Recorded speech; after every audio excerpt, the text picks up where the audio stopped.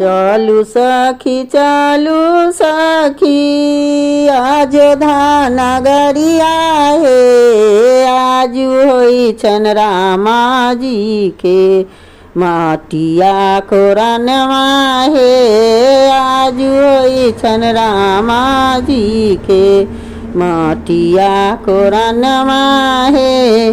कोई सखी दौड़ा लिहले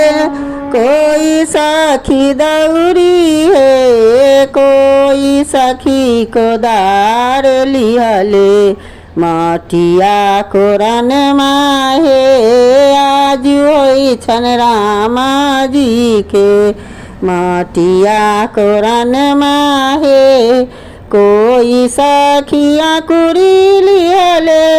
कोई सखी तेल है कोई सखी सिंदूर लिहले